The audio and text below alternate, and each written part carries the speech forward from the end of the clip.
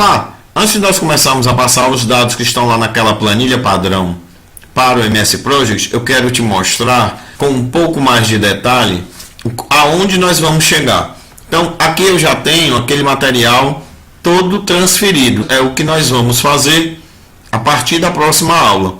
A partir da próxima aula, nós vamos analisar, ó, componente por componente, cada item que tem lá na planilha, e vamos começar a lançar esses itens aqui no MS Project, organizá-los em termos de itens e subitens, dessa forma gerando essa codificação, que é a mesma codificação que está lá naquela planilha.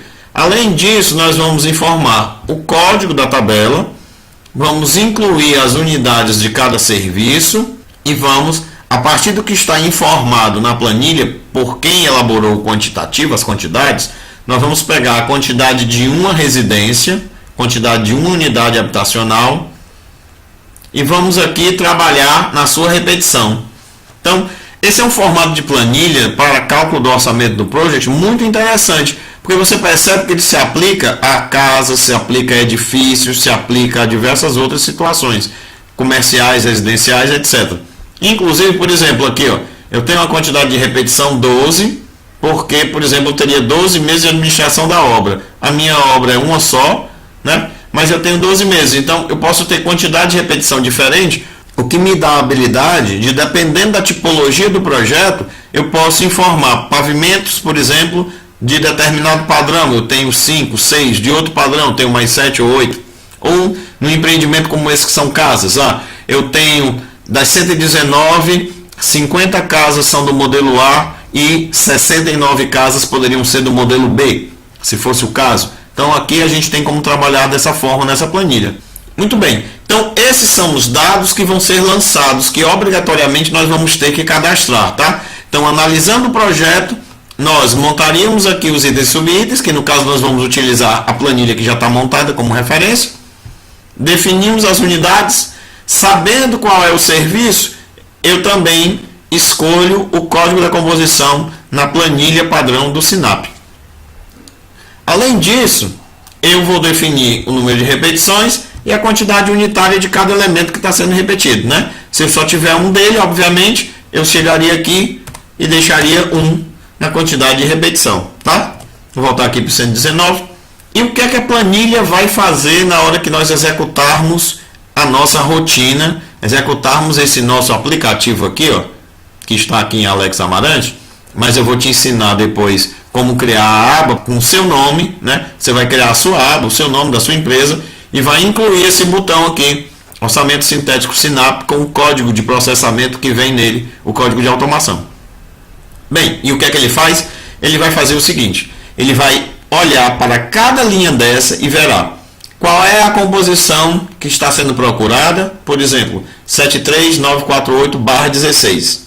Muito bem, ele vai lá na tabela SINAP que você indicar, seja de São Paulo, Rio de Janeiro, Espírito Santo, Rio Grande do Sul, Ceará, Amazonas e assim por diante, e vai dizer aqui, ó, olha, lá na tabela da SINAP, ela tem tal descrição e usa tal unidade.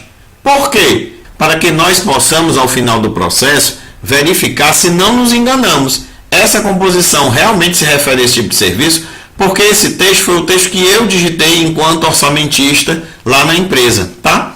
E aqui vem o texto que o SINAP está usando. Então, ao final do processo, nós vamos poder comparar se realmente nós estamos falando do mesmo serviço. Mas não só isso. Aqui também é a unidade que eu montei e a partir da qual eu quantifiquei.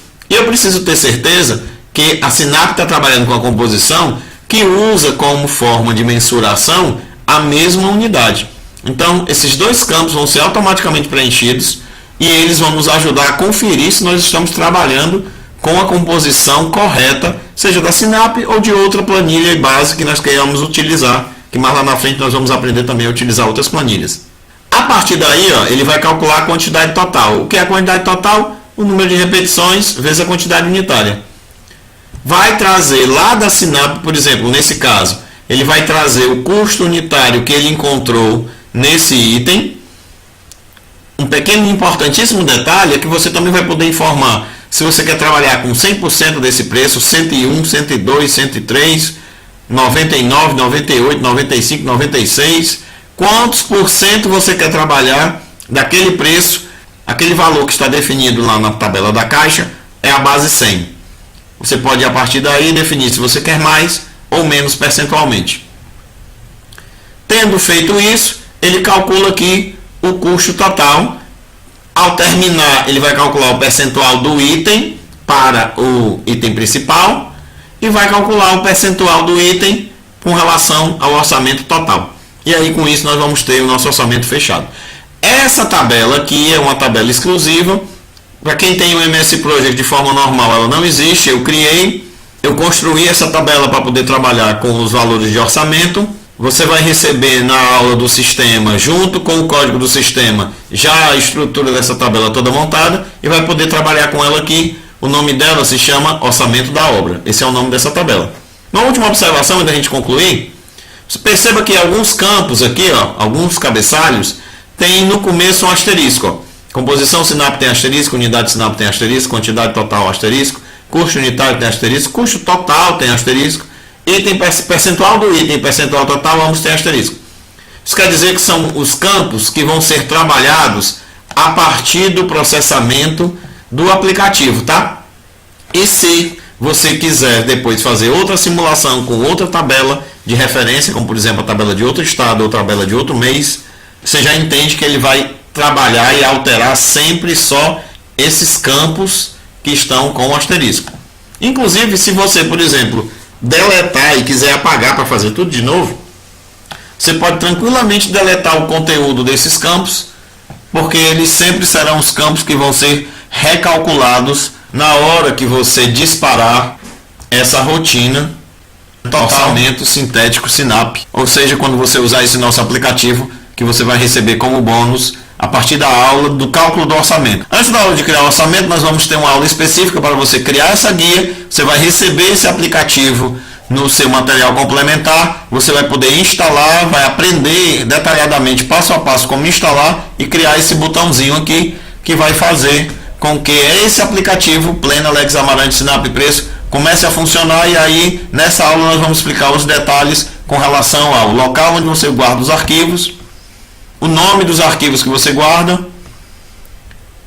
a questão do fator de ajuste de preço e inclusive a precisão do número de casas decimais que você pode trabalhar na quantidade para o cálculo do seu orçamento e das suas simulações, tá? Então aqui é um exemplo que no final desse processo, meu primeiro orçamento, no seu computador, você também vai poder realizar essa operação para que o Project, conectando no Excel, que está usando como base as planilhas do Sinap, faça orçamentos para você. Ok? Na próxima aula vamos trazer a estrutura da planilha para o MS Project. Então vamos entender como cadastrar os itens de serviço e como organizá-los em itens e subitens, também lançando suas unidades, suas quantidades unitárias repetições e mais o código das composições Sinap. Te vejo lá!